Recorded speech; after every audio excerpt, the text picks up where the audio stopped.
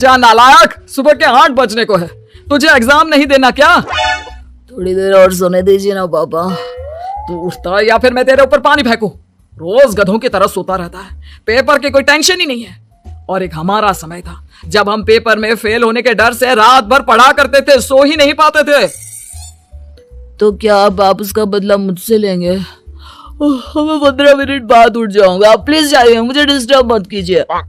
इतना कहकर रौनक रजाई ढककर फिर से सो जाता है। तू ऐसे नहीं मानेगा, रुक मैं अभी पानी लेकर आता हूँ। बस फिर क्या था, इतना कहकर वो भागते हुए बाथरूम में जाते हैं और पानी की एक बड़ी सी बाल्टी लाकर रौनक के ऊपर फेंक देते हैं। पानी पड़ते ही रौनक झट से उठ जाता है। ये आपने क्या किया पापा? अब तू उठेगा नहीं तो यही करना पड़ेगा ना। वैसे थैंक्स डैड, आपके कारण ना अब मुझे नहाने की भी जरूरत नहीं पड़ेगी। चलिए अब आप माँ से बोलकर मेरे कपड़े निकलवा दीजिए, तब तक मैं ब्रश कर लेता हूँ। वैसे कल ना आप एक काम और करना, नहलाने के साथ साथ मुझे ब्रश भी करवा देना। ये ब्रश करने में ना मुझे बहुत आलस आता है। रौनक की बातों से अरविंद का मुंह खुला का खुला रह जाता है। वो अपनी पत्नी कमला के पास जाता है और रौनक की हरकतों के बारे में बताता है, जिसे सुन उसकी पत्नी हंसने लगती है। तुम अपने बेटे को समझाने के बजाय हंस रही हो।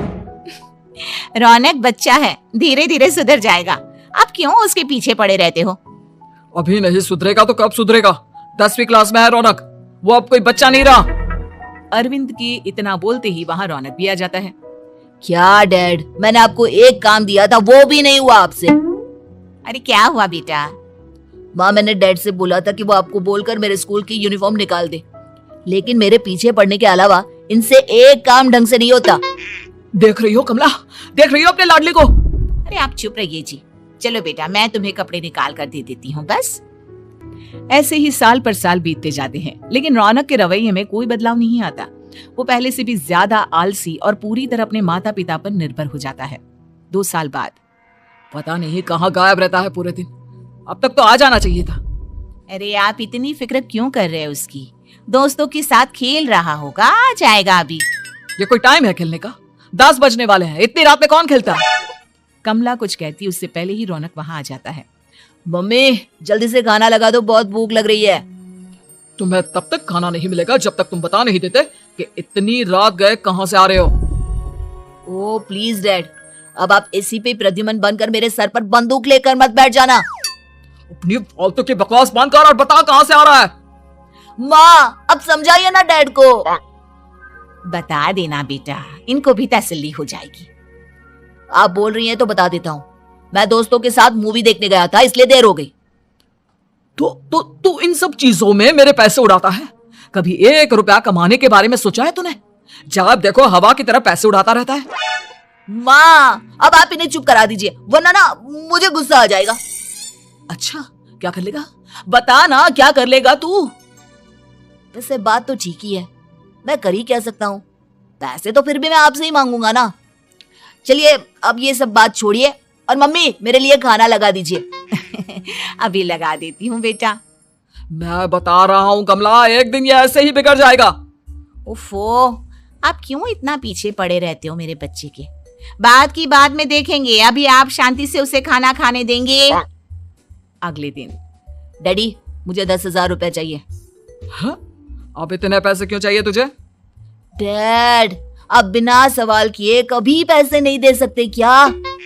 जब तक तू बताएगा नहीं तुझे पैसे भी नहीं मिलेंगे। अरे अब आप अपने बेटे को पैसे भी नहीं दे सकते? नालायक, तेरी उम्र के लोग नौकरी करते हैं और एक तू है जो नौकरी करने का नाम ही नहीं लेता कभी। आप लोगों के होते हुए भला मैं नौकरी क्यों करूं? अरे हम कब तक पैसे देंगे तुझे? तुझे भी तो अपने पैरों पर खड़ा होना होगा ना। कौन सा उधार के पैरों पर खड़ा हूं? अपने ही तो पैरों पर खड़ा हूं मैं।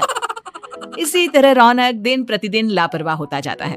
उसकी लापरवाही को देखते हुए अरविंद और कमला अपने बेटे की शादी कराने का फैसला लेते हैं और 1 महीने के अंदर अंदर ही रौनक की शादी मेघा नाम की लड़की से करा देते हैं। शादी के कुछ दिन बाद, रौनक मुझे एक अच्छी सी साड़ी चाहिए, आप ला दोगी ना?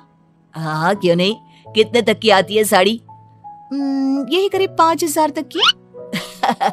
तुम चिंता मत करो, मैं आज ही डैडी से पैसे मांगकर तुम्हारे लिए साड़ी ले आऊंगा। आप कब तक ऐसे ही अपने पापा से पैसे मांगते रहेंगे? कोई अच्छी सी नौकरी क्यों नहीं कर लेते आप? अरे डैड के होते हुए मुझे नौकरी करने की जरूरत ही क्या है? पर आप ऐसे कब तक उनसे पैसे मांगते रहेंगे? कुछ आपको अपने दम पर भी तो करना होगा ना। अब तुम भी बाकी लोगों की तरह मुझे ज्ञान देना शुरू मत कर देना। साड़ी चाहिए ना तुम्हें, मिल जाएगी बस। इतना कहकर रौनक अपने पिता से पैसे मांगने चला जाता है। डैडी मुझे 5,000 रुपया चाहिए। अब 5,000 क्यों चाहिए तुझे? वो मेघा को साड़ी चाहिए थी। अरविंद आगे बिना कुछ कहे चुपचाप उसे पैसे निकाल कर दे देता है। कुछ दिन बाद तुम्हें नहीं लगता कमला, रौनक हम पर पहले से भी ज्यादा डिपेंड हो गया है? मुझे तो अब उसके भविष्य की चिंता होने लगी है। कल को हमें कुछ हो गया तो वो क्या करेगा? काश तुमने पहले ये सोच लिया होता तो आज हमारा बेटा इतना लापरवाह नहीं होता। तब मुझे कहाँ पता था कि मेरा लाड प्यार उसे इतना बिगाड़ देगा कि वो इस हद तक लापरवाह बन जाएगा। कोई बात नहीं, अभी भी देर नहीं हुई। मुझे पता है उसे कैसे सुधारा जा सकता है। कैसे? अरविंद कुछ कहता उससे पहले रौनक वहां आ जाता है और पैसों के लिए हाथ फैलाने लगता है। डैड मैं और मेघा बाहर घूमने जाना चाहते हैं। अरे वाह, ये आज सूरज कहाँ से निकला है? Dad please. अच्छा चलो अब मुद्दे की बात करो। मुझे अब 25,000 चाहिए। अब तुम्हें 1 रुपया भी नहीं मिलने वाला। अगर तुम्हें पैसों की इतनी ही जरूरत है तो कोई ढंग की नौकरी कर लो। मम्मी आप कुछ कहिए ना डैड को। बेटा वो गलत क्या बोल रहे हैं? ये सब हम तेरे भले के लिए ही तो कर रहे हैं। मम्मा मैंने बताया ना आपको, मुझे नहीं करनी कोई जॉब वॉब। तो ठीक है, निकल जाओ हमारे घर से। तुम्हारे जैसे लोगों के लिए मैंने ये घर खड़ा नहीं किया है।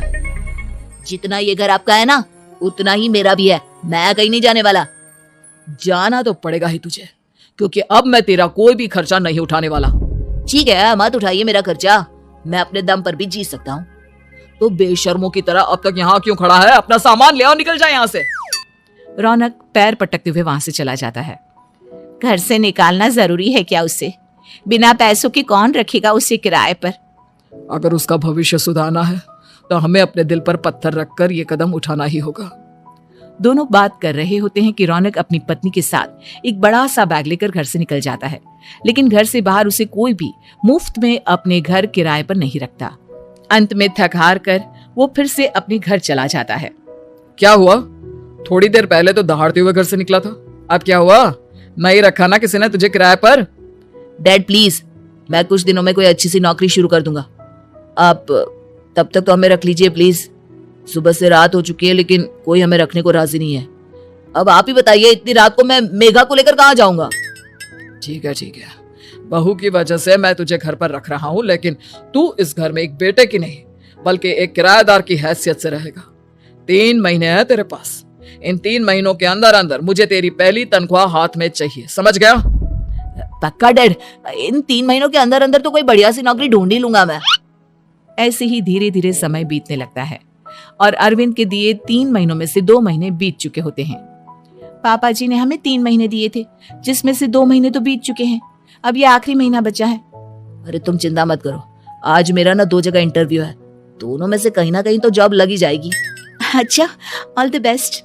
रौनक इंटरव्यू के लिए निकल जाता है, जिसके बाद शाम में रौनक घर आता है। कैसा गया इंटरव्यू? आपकी नौकरी लगी या नहीं? अरे पहले सांस तो ले लेने दो अच्छे से। बताइए ना, मुझसे तो जरा भी इंतजार नहीं हो रहा है। वो दरअसल बात यह है कि मेरी नौकरी तो लग चुकी है लेकिन पैसे बहुत कम है। कितने पैसे हैं? 15,000। इतने में अरविंद और कमला मिठाई का डिब्बा लेकर आ जाते हैं।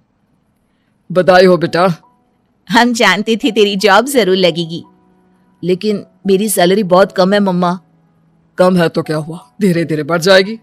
हाँ बेटा, हम तो बस चाहते थे कि तू अपने पैरों पर खड़ा हो जाए। मतलब अब आप मुझे घर से नहीं निकालेंगे? नहीं, ये सब हमने तुझे जिम्मेदार इंसान बनाने के लिए किया था। थैंक यू मम्मी पापा, अगर आप दोनों ऐसा नहीं करते तो मुझे कभी अपनी जिम्मेदारियों का एहसास तक नहीं होता।